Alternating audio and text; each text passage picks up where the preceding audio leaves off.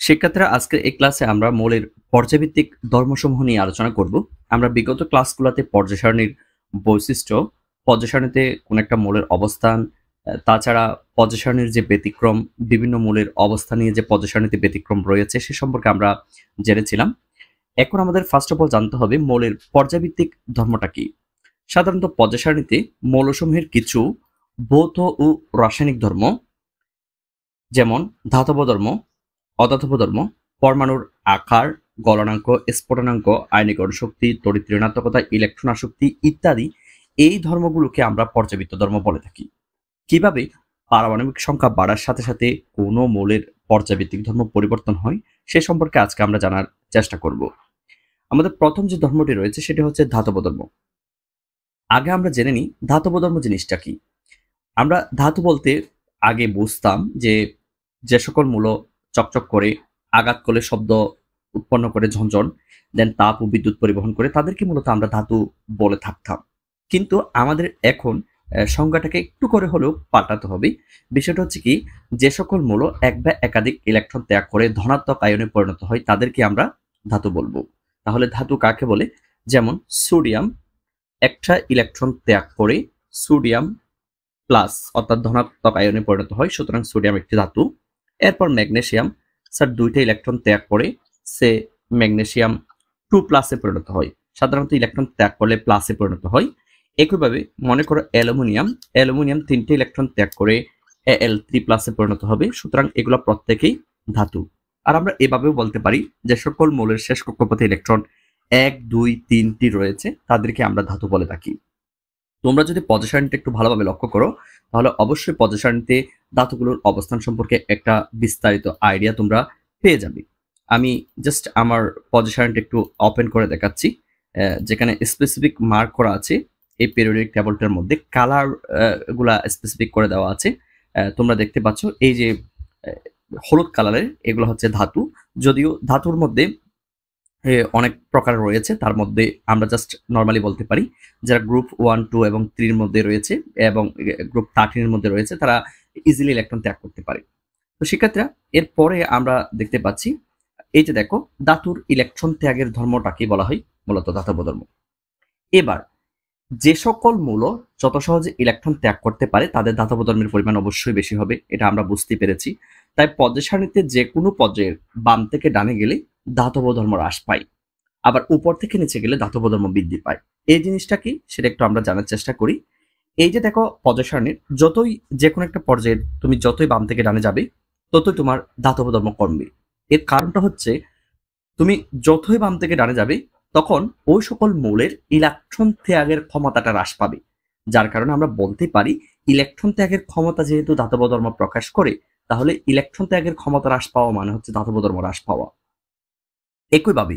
একইভাবে আমরা এটাও বলতে পারি কোন একটা পর্যায়ের ডান থেকে বামে আসলে মৌলের ধাতব ধর্ম বৃদ্ধি পায়, এটাও আমরা বলতে পারি।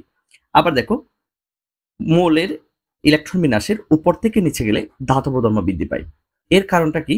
সাধারণত তুমি কোন একটা গ্রুপের উপর থেকে নিচে গেলে ধাতব ধর্ম বৃদ্ধি পায়। এর লজিকটা হচ্ছে এই যে দেখো সেক্ষেত্রে আমি 1 নাম্বার গ্রুপের বেলায় বলি সোডিয়াম এবং পটাশিয়াম, এই যে দুটা মৌল, এই দুটা মৌলের মধ্যে পটাশিয়ামের ধাতব ধর্ম বেশি হবে, সোডিয়ামের ধাতব ধর্ম কম হবে। এর কারণ হচ্ছে আমরা যদি দেখি সোডিয়াম তৃতীয় পর্যায়ের মৌল, সুতরাং তার ক্ষেত্রে 3টা শক্তি স্তর রয়েছে, আর পটাশিয়াম যেহেতু চতুর্থ পর্যায়ের মৌল সুতরাং পটাশিয়ামের 4টা শক্তি স্তর রয়েছে, এবং সোডিয়ামের তুলনায় পটাশিয়ামের ইলেকট্রন ত্যাগের ক্ষমতাটা একটু বেশি, যার কারণে তার ধাতব ধর্মের পরিমাণটাও বেশি হবে।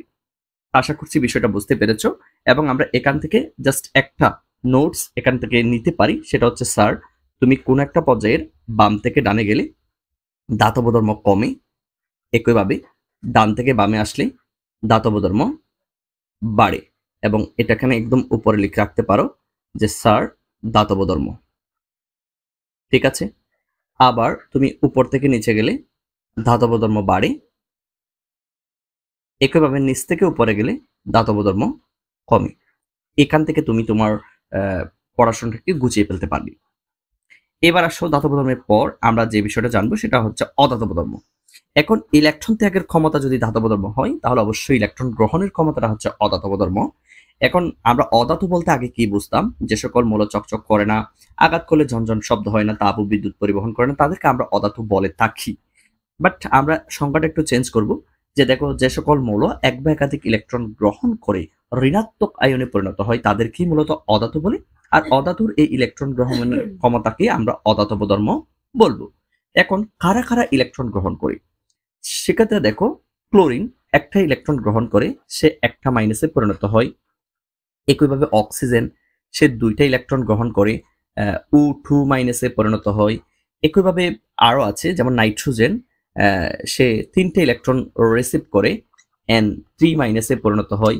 এভাবেই তো আমরা এটা বলতে পারি যে সকল মৌলের শেষ কক্ষপথে সাধারণত 5টি, 6টি কিংবা 7টি রয়েছে, তারা মূলত ইলেকট্রনগুলোকে রিসিভ করে সাধারণত ঋণাত্মক আয়নে পরিণত হয়। যেমনটা আমরা ধাতুর মধ্যে বলেছিলাম, যে সকল মৌলের শেষ কক্ষপথে 1টি, 2টি কিংবা 3টি ইলেকট্রন রয়েছে, এরা সহজে ইলেকট্রন ত্যাগ করে 1+, 2+, 3+ এ পরিণত হয়। একইভাবে যাদের শেষ কক্ষপথে 5টা, 6টা বা 7টা রয়েছে, তারা 1টি, 2টি কিংবা 3টি ইলেকট্রন গ্রহণ করে 1-, 2- বা 3- এ পরিণত হয়। তো এখন আমরা একটু দেখব পর্যায় সারণীর কোন দিক থেকে কোন দিকে গেলে আমাদের অধাতব ধর্ম বৃদ্ধি পায় বা কমে। তো যে মৌলের পরমাণু যত সহজে ইলেকট্রন গ্রহণ করতে পারে মূলত সেটার অধাতব ধর্মের পরিমাণ ততই বেশি। তো পর্যায় সারণীতে যে কোনো পর্যায়ের বাম থেকে ডানে গেলে অধাতব ধর্ম বৃদ্ধি পায়। এর কারণটা কি? বাম থেকে ডানে গেলে কেন অধাতব ধর্ম বৃদ্ধি পাবে? এর কারণটা হচ্ছে আমরা 3 নাম্বার পর্যায়ের ক্ষেত্রে দেখো sodium, magnesium, aluminium, silicon, phosphorus. Phosphorus থেকে তুমি ধরো ফসফরাস, সালফার, ক্লোরিন। তুমি যতই ডানে যাচ্ছ ততই কিন্তু ইলেকট্রন গ্রহণের ক্ষমতাটা ততই বৃদ্ধি পাচ্ছে। যেমন ফসফরাসের 3টি ইলেকট্রন শর্ট রয়েছে, তাই সে 3টি ইলেকট্রন প্রয়োজন। বাট সালফারের 2টি ইলেকট্রন প্রয়োজন, তাহলে কিন্তু সে খুব সহজে ফসফরাসের চাইতে খুব সহজে ইলেকট্রন গ্রহণ করতে ক্ষমতা রাখে। আবার ক্লোরিনের শুধুমাত্র 1টি ইলেকট্রন প্রয়োজন 18টা হতে, তাহলে সে আরো দ্রুত ক্ষমতা রাখবে। তাই আমরা বলতে পারি একই পর্যায়ের যতই বাম থেকে ডানে যাওয়া যায় ততই ইলেকট্রন গ্রহণের ক্ষমতা বৃদ্ধি পায়, যার কারণে তাদের অধাতব ধর্মই বৃদ্ধি পায়। এবার স্যার উপর থেকে নিচে গেলে অধাতব ধর্ম হ্রাস পায়। এর কারণটা কি? যে কোনো একটা গ্রুপের তুমি যতই উপর থেকে নিচে যাবে, যেমন ফ্লোরিন, ক্লোরিন, ব্রোমিন, আয়োডিন, এক্ষেত্রে যতই নিচে যাবে ততই তোমার অধাতব ধর্ম হ্রাস পায়। আহ, এর কারণটা হচ্ছে দেখো এই যে ফ্লোরিন, ক্লোরিন, ব্রোমিন, আয়োডিন, এর প্রেক্ষিতে আমরা যতই দেখি আমরা এখানকার সারটা একটু লক্ষ্য রাখতে পারি। এখানেও বিস্তারিত দেওয়া আছে তোমার দাতব ধর্ম এবং অদাতব ধর্মের বিষয়ে। তোমাদের এই পেজ নাম্বারটা একটু বলে রাখি, এটা হচ্ছে পেজ নাম্বার 105। এই 105-এর মধ্যে তোমরা দেখতে পাচ্ছ বাম থেকে ডানে গেলে অদাতব ধর্ম বৃদ্ধি পায় আর ডান থেকে বামে গেলে অদাতব ধর্ম হ্রাস পায়। এই হলো মূলত মেইন বিষয়টা। তো আমরা এটাও বলতে পারি এখানকার সাথে মিলিয়ে রেখে যে মৌলর পর্যায় সারণীর যত বাম থেকে ডানে গেলে দাতব ধর্ম হ্রাস পায় আর উপর থেকে নিচে গেলে দাতব ধর্ম বৃদ্ধি পায়। এখন এখানে এসে আমরা দেখতে পাচ্ছি অদাতব ধর্ম স্যার উপর থেকে নিচে গেলে অদাতব ধর্ম হ্রাস পায়। এর কারণটা হচ্ছে দেখো ইলেকট্রন গ্রহণের ক্ষেত্রে সাধারণত তুমি যখন ফ্লোরিন, ক্লোরিন, ব্রোমিন, আয়োডিনের মধ্যে লক্ষ্য করবা, দেখুন ফ্লোরিন কিন্তু ক্লোরিনের তুলনায় খুব দ্রুত ইলেকট্রন গ্রহণ করার ক্ষমতা রাখে। তাই আমরা বলতে পারি ফ্লোরিনের তুলনায় ক্লোরিনের অধাতব ধর্ম কম। একইভাবে ব্রোমিন আয়োডিনের তুলনায় ইলেকট্রন গ্রহণ করার ক্ষমতা রাখে, তাই আয়োডিনের তুলনায় ব্রোমিনের অধাতব ধর্ম বেশি। বা তুমি যতই নিচে যাবে অধাতব ধর্ম ততই হ্রাস পাবে। এবার আমরা যদি এটাকে জাস্ট একটা চার্ট আকারে প্রকাশ করতে চাই তাহলে সেক্ষেত্রে সেটা একটু দেখো। অধাতব ধর্ম, এটা হচ্ছে আমাদের হেডিং। তুমি যতই বাম থেকে ডানে যাবে অধাতব ধর্ম বৃদ্ধি পাবে, ঠিক আছে। বাট তুমি যখন ডান থেকে বামে আসবে তখন অধাতব ধর্ম কমবে। আবার তুমি যখন উপর থেকে নিচে যাবে অধাতব ধর্ম কমবে, আর তুমি যখন নিচ থেকে উপরে যাবে তখন অধাতব ধর্ম বাড়বে। তো আমরা বৃদ্ধি বা বাড়ে লিখে দিতে পারি যে কোনো একটা। আশা করছি তোমরা এই গ্রাফটার মাধ্যমে বিস্তারিত বুঝতে পারবে। এবার আসো আমরা আমাদের থার্ড যেটা গুরুত্বপূর্ণ পর্যায়ভিত্তিক ধর্ম, সেটা হচ্ছে পরমাণুর আকার বা ব্যাসার্ধ। এটা খুবই গুরুত্বপূর্ণ, কারণ এই যে পরমাণুর আকার বা ব্যাসার্ধের উপর মূলত সকল পর্যায়ভিত্তিক ধর্ম রিলেটেড। এটা খুবই গুরুত্বপূর্ণ। এটা বলার আগে সেক্ষেত্রে তোমাদেরকে বলে রাখছি, তোমরা যারা আমাদের অনলাইন পেইড কোর্স সাইকেল 2 তে যুক্ত হো নাই তারা অবশ্যই অনলাইন পেইড কোর্স সাইকেল 2 তে যুক্ত হয়ে নিবে। এবং আমরা পূর্বের মতো এখানে গণিত এবং বিজ্ঞানটা পড়াচ্ছি। এই বিষয়ে বিস্তারিত জানার জন্য তোমরা এই হোয়াটসঅ্যাপ নাম্বারে যোগাযোগ করতে পারো, বা তোমরা চাইলে আমাদের আরফাত একাডেমির ফেসবুক পেজ বা ফেসবুক গ্রুপে যোগাযোগ করতে পারো। আর যারা এখনো পর্যন্ত আমাদের চ্যানেলটি সাবস্ক্রাইব করে নাই তারা অবশ্যই আমাদের চ্যানেলটি সাবস্ক্রাইব করে আমাদের সাথে যুক্ত থাকবে। এখানে বিজ্ঞান এবং গণিতের সকল ক্লাসগুলো তোমরা পেয়ে যাবে। আর আমাদের যে সেকেন্ড চ্যানেল আরফাত স্যার, সেটিও তোমরা সাবস্ক্রাইব করে রাখবে। আমাদের হোম ট্যাবে আসলে তোমরা দেখতে পাবে। আমাদের প্লেলিস্ট থেকে সকল ক্লাসগুলো করে অবশ্যই আমাদেরকে ফিডব্যাক জানাবে ক্লাসগুলো তোমাদের কেমন লেগেছে। শিক্ষার্থীরা, পরমাণুর আকার এই জিনিসটা খুবই গুরুত্বপূর্ণ। ও তার আগে আরেকটা জিনিস বলা হয়নি, সেটা হচ্ছে অপধাতু বা অর্ধধাতু। যেমন দেখো, যে সকল মূল কিছু সময় ধাতু এবং অধাতুর মতো আচরণ করে তাদেরকে মূলত আমরা অর্ধধাতু বা অপধাতু বলে থাকি, যেমন সিলিকন, জার্মেনিয়াম এরা। তো পর্যায় সারণীতে যে কোনো পর্যায়ের বাম দিক থেকে বাম দিকের মৌলগুলো সাধারণত ধাতু, আর মাঝের মৌলগুলোকে আমরা অপধাতু বা অর্ধধাতু বলি, আর ডান দিকের মৌলগুলোকে আমরা সাধারণত অধাতু বলি। এবং এক্ষেত্রেও আমরা কালারটা সেভাবে দেখতে পাচ্ছি, বাম দিকের গুলো ধাতু, মধ্যখানের গুলো অপধাতু বা অর্ধধাতু, আর ডান দিকের গুলো হচ্ছে ধাতু, সরি অধাতু। এবার আসো আমরা পরমাণুর আকারটা একটু জেনে নিই, এটা খুবই গুরুত্বপূর্ণ। পরমাণুর আকার নিয়ে কিন্তু প্রতি বছরই প্রশ্ন আসে, এবং আমরা এখান থেকে দেখতে পাচ্ছি কোনো গ্রুপের উপর থেকে যতই নিচে যাওয়া যায় পারমাণবিক সংখ্যা ততই বাড়ে। আমরা উপর থেকে যতই নিচে যাই ততই পারমাণবিক সংখ্যা বাড়ে এবং নতুন একটা একটা করে শক্তি স্তর যুক্ত হয়। যেমন এইটা পর্যায় 1 মানে এখানে একটা শক্তি স্তর, পর্যায় 2 মানে 2টা শক্তি স্তর, পর্যায় 3 মানে 3টা শক্তি স্তর, পর্যায় 4 মানে 4টা শক্তি স্তর, এভাবে। বাট তুমি যখন একই পর্যায়ের মধ্যে দেখবা, যেমন 3 নাম্বার পর্যায়ের মধ্যে sodium, magnesium, aluminium, silicon, phosphorus, sulphur, এদের মধ্যে যখন তুমি দেখবা এদের মধ্যে কিন্তু 3টা শক্তি স্তরই থাকে, তবে বাট সোডিয়ামের শেষ কক্ষপথে একটা ইলেকট্রন, ম্যাগনেসিয়ামের শেষ কক্ষপথে 2টা ইলেকট্রন, অ্যালুমিনিয়ামের মধ্যে 3টা, সিলিকনে 4টা, ফসফরাসে 5টা, সালফারে 6টা, ক্লোরিনে হচ্ছে 7টা। এভাবে কিন্তু পর্যায়ের মধ্যে শক্তি স্তর না বাড়লেও যতই বাম থেকে ডানে যাওয়া যায় ইলেকট্রন সংখ্যা কিন্তু বাড়তে থাকে। আবার তুমি দেখো, যে কোনো একটা গ্রুপের উপর থেকে নিচে যাওয়া যায়, সর্বশেষ শক্তি স্তরে কিন্তু ইলেকট্রন বাড়ে না, বাট একটা একটা শক্তি স্তর বাড়ে। যেমন এরা সবাই গ্রুপ 1-এর, কারণ এদের সর্বশেষ শক্তি স্তরে একটা একটা ইলেকট্রন আছে, কিন্তু এদের তোমার শক্তি স্তরের সংখ্যার পরিমাণটা একটু ভিন্ন ভিন্ন। যেমন এখানে একটা, এখানে 2টা, এখানে 3টা, এখানে 4টা, এখানে 5টা, এখানে 6টা, এখানে 7টা। একইভাবে তুমি যখন 2 নাম্বার গ্রুপের গুলা দেখবা, প্রত্যেকের শেষ কক্ষপথে 2টা 2টা ইলেকট্রন, কিন্তু এখানে দেখো বেরিলিয়ামের মধ্যে 2টা শক্তি স্তর, ম্যাগনেসিয়ামের মধ্যে 3টা, ক্যালসিয়ামের মধ্যে 4টা, স্ট্রোনসিয়ামের মধ্যে 5টা, এইভাবেই তুমি এখানে শক্তি স্তর সংখ্যা দেখতে পাচ্ছ। এখন আমরা কিভাবে বলবো, স্যার একই পর্যায়ের যতই বাম দিকে রানে যাওয়া যায় তোমার পারমাণবিক আকার বা ব্যাসার্ধ কমতে থাকে। কেন? কারণ নতুন করে শক্তি স্তর যুক্ত হয় না, কিন্তু ইলেকট্রন সংখ্যা বাড়তে থাকে বিদায় নিউক্লিয়াসের প্রতি তাদের আকর্ষণ সংখ্যা বৃদ্ধি পায়, যার কারণে তাদের পারমাণবিক আকারটা কমে যায়। এবং এটা নিয়ে তোমাদের বইতে খুব সুন্দর একটা চিত্র দেওয়া আছে, এটা দেখলে আশা করি বুঝতে পারবা। দুইটাই কিন্তু দ্বিতীয় পর্যায়ের মৌল, কারণ দুইটার সর্বশেষ শক্তি স্তরে 2টা করে ইলেকট্রন আছে। ঠিক আছে? আচ্ছা, এখানে আরেকটা থাকার কথা মেবি, আচ্ছা নাই। আবার তুমি, আচ্ছা এটা লিথিয়ামের, আচ্ছা ইলেকট্রন ত্যাগ করেছে, আচ্ছা সমস্যা নেই, এটা লিথিয়াম আয়ন। আমরা আরেকটা উদাহরণের মাধ্যমে দেখাই, যেমন এখানে দেখি ম্যাগনেসিয়াম, ম্যাগনেসিয়ামের শেষ কক্ষপথে 3টা শক্তি স্তর, ওকে, এবং শেষ কক্ষপথে 2টা ইলেকট্রন রয়েছে। আবার অন্যদিকে তুমি যদি একটু লক্ষ্য করে দেখো, আমরা ম্যাগনেসিয়াম নিলাম, এখানে মনে করো সালফারকে নিলাম, সালফারের ক্ষেত্রেও 3টা শক্তি স্তর, সালফার 1 2 3, তবে সর্বশেষ শক্তি স্তরে 6টা ইলেকট্রন তার কিন্তু রয়েছে। এখন বিষয় হচ্ছে, কেন ম্যাগনেসিয়ামের আকারটা বড়, সালফারের আকারটা ছোট? এর কারণ হচ্ছে ম্যাগনেসিয়ামের সর্বশেষ শক্তি স্তরের 2টা ইলেকট্রনের প্রতি ম্যাগনেসিয়ামের নিউক্লিয়াসের যেই পরিমাণ আকর্ষণ, সালফারের সর্বশেষ শক্তি স্তরের 6টা ইলেকট্রনের প্রতি আকর্ষণের পরিমাণ একটু বেশি, যার কারণে আমরা বলতে পারি এদের আকারটা, এই যে দেখো, একটু হালকা এদিকে ঢুকে যাবে, অর্থাৎ এদের সাইজটা একটু ছোট হয়ে যাবে। ঠিক আছে? এখানে দুইটার ক্ষেত্রে দেখো শক্তি স্তর কিন্তু 3টা, 1টা 2টা 3টা, এখানেও দেখো 1টা 2টা 3টা শক্তি স্তর।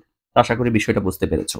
তাহলে আমরা বলতে পারি একই পর্যায়ে যতই বাম থেকে ডানে যাওয়া যায় তোমার পারমাণবিক আকার কমে, আর যতই ডান থেকে বামে আসা যায় ততই পারমাণবিক আকার বাড়ে। আমরা এখানে লিখতে পারি এটা হচ্ছে পারমাণবিক আকার বা ব্যাসার্ধ। ক্লিয়ার? এটা হচ্ছে আমাদের হেডিং। এবার আসো উপর নিচের বেলা একটু দেখি। একই গ্রুপের যতই উপর থেকে নিচে যাওয়া যায় পারমাণবিক আকার বাড়ে, এটা একেবারে ইজি একটা বিষয়। আর যতই নিচ থেকে উপরে যাওয়া যায় ততই পারমাণবিক আকার কমে। এর কারণ আমরা এভাবেই বলতে পারি, যেমন শিক্ষার্থীরা সোডিয়ামের শক্তি স্তর হচ্ছে 3টা, বাট পটাশিয়ামের শক্তি স্তর হচ্ছে 4টা। তাহলে ইজিলি বলা যায় যে স্যার সোডিয়ামের তুলনায় পটাশিয়ামের আকারটা বড়। বা পটাশিয়ামের তুলনায় রুবিডিয়ামের আকারটা বড়, ক্যালসিয়ামের আকারটা বড়, ফ্রান্সিয়ামের আকারটা আরো বড়। কারণ প্রত্যেকবার একটা একটা করে শক্তি স্তর যুক্ত হচ্ছে, বাট সর্বশেষ শক্তি স্তরের ইলেকট্রন সংখ্যার কিন্তু কোনরূপ পরিবর্তন হচ্ছে না। তো আমরা এটা লিখে দিব। এখানে দেখো, কোনো পর্যায়ের যত বাম থেকে ডানে যাওয়া যায়, পারমাণবিক সংখ্যা বৃদ্ধির সাথে সাথে শক্তি স্তর সংখ্যা একই থাকে, কিন্তু ইলেকট্রন সংখ্যা বাড়তে থাকে। আবার কোনো পর্যায়ের যত বাম দিক থেকে ডান দিকে যাওয়া যায়, পারমাণবিক সংখ্যা বৃদ্ধির সাথে সাথে শক্তি স্তর সংখ্যা একই থাকে। তাই আমরা বলতে পারি, এই যে দেখো, এইভাবে আমরা মূলত বর্ণনাটা দিব। তো এর প্রেক্ষিতে বলা যায়, ফলে নিউক্লিয়াসের অধিক পরিমাণ প্রোটন সংখ্যা ও নিউক্লিয়াসের বাইরে অধিক ইলেকট্রন সংখ্যার মধ্যে আকর্ষণ বেশি হয়। ফলে ইলেকট্রনগুলো নিউক্লিয়াসের শক্তিস্তর নিউক্লিয়াসের কাছে চলে আসে, ফলে পরমাণুর আকার ছোট হয়। তুমি যতই বাম থেকে ডানে যাবে, ততই মূলত ইলেকট্রনের প্রতি নিউক্লিয়াস, অর্থাৎ নিউক্লিয়াসের যে প্রোটন রয়েছে তার আকর্ষণ ক্ষমতাটা বাড়বে, যার কারণে তোমার আকারটা ছোট হয়ে যাবে।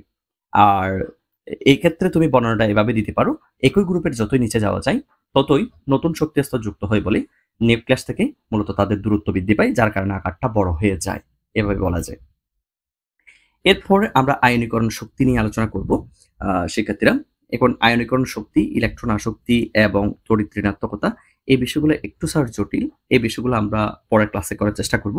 আমরা একটু শর্টকাটে এখান থেকে এক নজরে পর্যাবৃত্ত ধর্মগুলো বলার চেষ্টা করি। পারমাণবিক আকার বা ব্যাসার্ধ হচ্ছে, যতই বাম দিক থেকে ডানে যাবে ততই পারমাণবিক আকার হ্রাস পাবে, আর উপর থেকে যতই নিচে যাবে পারমাণবিক আকার ততই বৃদ্ধি পাবে। আর বাকিটা তুমি বুঝে নাও, এখানে ডান থেকে বামে আসলে আকার বৃদ্ধি পাবে, আর এখানে নিচ থেকে উপরে গেলে আকারটা হ্রাস পাবে।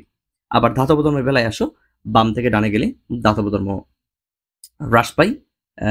ঠিক আছে, তাহলে অবশ্যই ডান থেকে বামে গেলে ধাতব ধর্ম বৃদ্ধি পাবে। এবার উপর থেকে নিচে গেলে ধাতব ধর্ম বৃদ্ধি পায়। আর একইভাবে তুমি যদি বলো নিচ থেকে উপরে গেলে ধাতব ধর্ম হ্রাস পায়। আর অধাতব ধর্মের বেলায় আসো শিক্ষার্থীরা, বাম থেকে ডানে গেলে অধাতব ধর্ম বৃদ্ধি পায়। একইভাবে তুমি উল্টোটা বলো, ডান থেকে বামে গেলে অধাতব ধর্ম হ্রাস পায়। আবার উপর থেকে নিচে গেলে আমরা দেখতে পাচ্ছি অধাতব ধর্ম হ্রাস পাই। সেম একইভাবে উল্টোটা বলো, নিচ থেকে উপরে গেলে অধাতব ধর্ম বৃদ্ধি পায়। আর বাকি তিনটা আয়নীকরণ শক্তি, ইলেকট্রন শক্তি এবং তড়িৎ ঋণাত্মকতা, এগুলো পরবর্তী ক্লাসে এক্সপ্লেন করার চেষ্টা করছি। শিক্ষার্থীরা, তোমাদেরকে বলে রাখছি, তোমরা যারা আমাদের ফেসবুক গ্রুপে যুক্ত হো নাই, আমাদের ফেসবুক গ্রুপের সাথে যুক্ত হো নাই, তারা অবশ্যই ফেসবুক পেজ এবং ফেসবুক গ্রুপের সাথে যুক্ত হয়ে নিবা। আশা করছি তোমাদের জন্য বেটার কিছু হবে বলে বিশ্বাস। এবং যারা আমাদের সাথে এখনো কোর্সে যুক্ত হো নাই, তারা অবশ্যই আমাদের ক্লাস যদি ভালো লেগে থাকে, তারা অবশ্যই আমাদের কোর্সে যুক্ত হয়ে নিবা। শিক্ষার্থীরা, ভালো থেকো, সুস্থ থেকো। ধন্যবাদ। খুদা হাফেজ।